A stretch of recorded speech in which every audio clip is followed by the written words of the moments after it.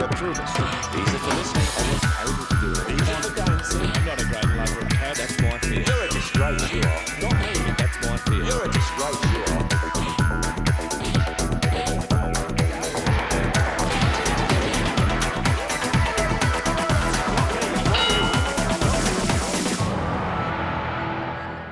Hello and welcome to One-on-One Shadowboxing Have Your Say. Today my guest at WTV Studios is Geoff Payne, Dr. Geoff Payne. Good day. Who is, what's your practice, Geoff? I'm Tell a the research scientist, a consultant in science. And how long you are in science and how long you're involved in research? I have over 40 years professional experience. So I got my PhD at Monash University and did a cycle of postdoctoral work and research in institutions back at university, Telstra research laboratories, worked in Japan for a few years, so I've been around. I was a member of the former Environment Minister's panel of experts here in Western Australia some years ago. That's all good. So you got a very big and versatile background Yes, in I've research. published in diverse areas. What is your specialty? What's your favorite field? Well, currently I'm devoted to eliminating the practice of fluoridation worldwide. So I'm a member of the Fluoride Action Network, which consists of several thousand activists who are professional scientists and medicos. And our target is to save the remaining 5% of the world population who are currently fluoridated. We want to, already 95% of the world's population are not fluoridated. So we want to work on that. Never been fluoridated? Or some have been fluoridated and had it cancelled. So in Europe, for example, there were a series of cancellations across Europe from the 1970s to 80s. The only place in Europe fluoridating at the moment is the Republic of Ireland. The rest of the in countries. the European Union? Yes, yes. So 28 states, one state is remains. Yes, and that's Ireland. that's to aid some industrial interests to dispose of this super toxic industrial waste. So let's see how fluoridation is started, because you got an article, The Science of Fluoridation. How could you have a science for something which is useless, like fluoridation? Yes, well, in my lecture tour that I've been doing in Western Australia the last couple of weeks, I just talk about the need of industry to dispose of waste. So there are three main waste sources for fluoride. One is the phosphate fertiliser industry, and that's the major source of the poison that's used in Western Australian water, coming from Wesfarmers' own CSBP, and they are not legally allowed to vent that to air, water, land or sea under international convention. Because of the because nature it's of so the... super toxic, yes. So fluoride is super toxic, yes, for humans. Fluoride is element number 9 in the periodic table. It's indestructible, and so the element fluorine is called fluoride when it's negatively charged, and it's a universal poison which impacts virtually every enzyme system known. So it has no useful biological function in mammals at all. It kills all mammals. It also kills a number of other life forms. There are, however, some ancient life forms that were exposed to it and developed special elimination techniques from their cells, but we don't have that, so we can't avoid it. If we are hit with fluoride, we will be damaged. So are we hit with fluoride? That's the question, because for the audience, at most, I think we every day got our dose of fluoride. It's very difficult to avoid. Why we got the fluoride in our drinking water in WA? As really the only mechanism, if the company making the waste doesn't want to spend the money to be environmentally responsible, if the company's shareholders are not prepared to direct the company to do the right thing and to immobilise that fluoride as a solid source and protect it, like effectively they would have to protect it above ground like you would do with radioactive waste to prevent it getting into groundwater. There is natural fluoride pollution in groundwater in Western Australia.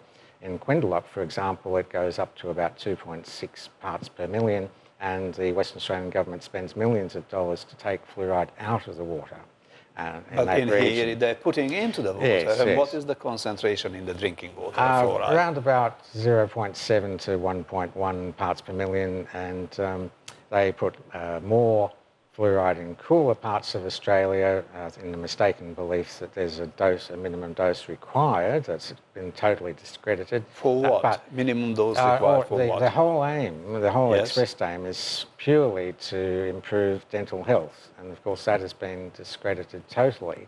In 2015 there was a very interesting, devastating report against the fluoride industry done by the fluoride industry itself, or effectively a university funded by it. So the so-called Cochrane Collaboration, which has established a reputation for gold standard in scientific health review, funded by Colgate's for over 40 years at the University of Manchester, looked at all of the available evidence of the tiny number of people still fluoridated in public water systems and concluded that there was no valid evidence that it had any useful impact whatsoever. So we know that fluoride in water, if we're taking it, not help our health Yeah, of it the won't teeth. help your teeth and it'll do devastating damage. It'll increase cancer rates, which has been known since the 1950s. It increases your risk of heart attack, stroke, sudden deaths from rupture of your aorta. It damages virtually every organ in your body. As I say, it's the most, even on the single issue of proven reduction of IQ for children, that should be enough to eliminate the process. Okay. But we'd still find people who are totally ignorant. They don't know of the toxicity. This is the toxic dose, which you might be able to see. That's enough there. About 5 milligrams per kilogram is enough to kill 50% of people. So that's how you define toxicity. You have the LD50, the dose that will kill 50% of people outright. So if you were to take that, you could toss a coin, are you going to live or die? And if you didn't die, we'd rush you to hospital, have your stomach pumped. They would try desperately to put something in to counter the circulating fluoride in your system. But you would suffer permanent lifelong damage despite the fact that you didn't actually die. So if I take that one, I got a chance to die immediately? Yes. Or well, taken into it hospital? could take minutes, it could take hours, but you would statistically Definitely 50% chance of dying or just being saved with permanent damage. So that's the reality. And so, one tanker load of the industrial waste from CSBP is enough to kill the entire population of Western Australia and several times over if they were to get it. So WA, we got the fluoride in the water because the decision is made when? 1966, the Act was brought in, and it's a pretty evil Act. It has a panel of 6 people who are unelected. They're largely unknown. We know the names of 3 of the current panel members. We want to get the names of the remaining 3, and we want those people to suffer the pressure to justify themselves to the public because they're acting as hooded executioners, effectively. So what is the name of the panel?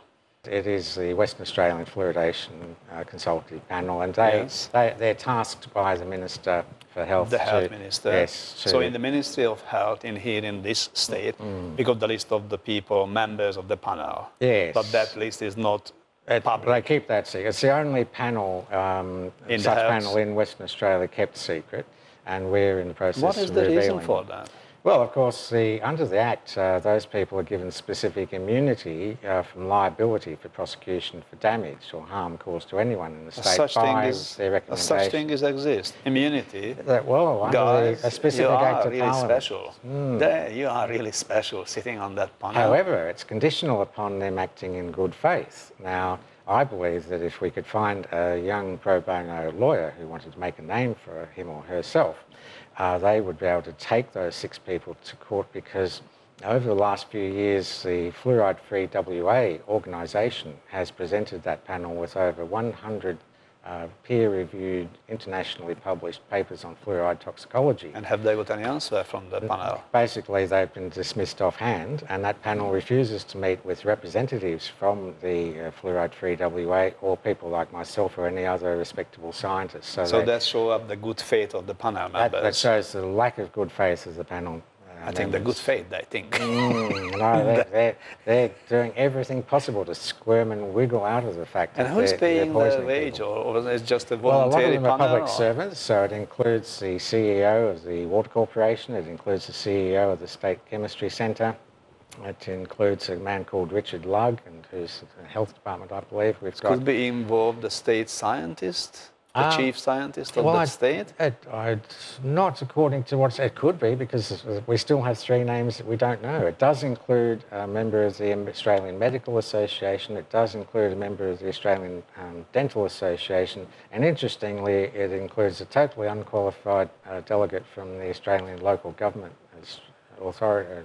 Association. Oh, yes. Just someone randomly chosen from anyone willing to do it. So six there's people. there's no qualified toxicologist on the panel, and as I say, they're Don't refusing need that because they're working with toxic, so they don't need the qualification because they know it's toxic. Exactly, they know it's toxic. They don't want to talk about it being toxic, and they're desperate to protect themselves. Politicians' responsibility who are sitting in parliament and the premiers of this state is lies. So can have responsibility for their decision and maintaining that sort of system, like the potato board, which has just been demolished last week. Right. So have they got responsibility? Oh, of course they're responsible, but they give themselves immunity as well. They pass acts, and right around Australia, I believe they may have left a loophole in South Australia. I'm not sure if they've actually given themselves formal immunity, but in Victoria, for example, many years ago, they passed an act to make no member of parliament, present or past, liable.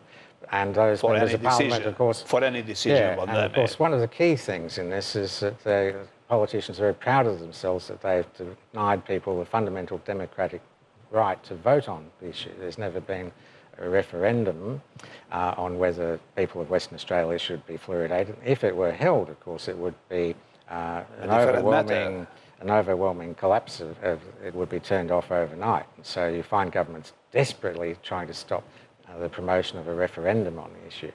So it's very interesting. Western Australian politics is shifting now. During my visit, I found that there's a movement to create a new political party to protect pure water. So it would embrace the anti-fracking community, the people who want to preserve ancient water, and the anti-fluoride campaigns. Okay, Geoff, on that note, we have to go to the break, and after the break, we're coming back and talk more about fluoride and other toxics in life which can kill people. Stay with us and come back after the break.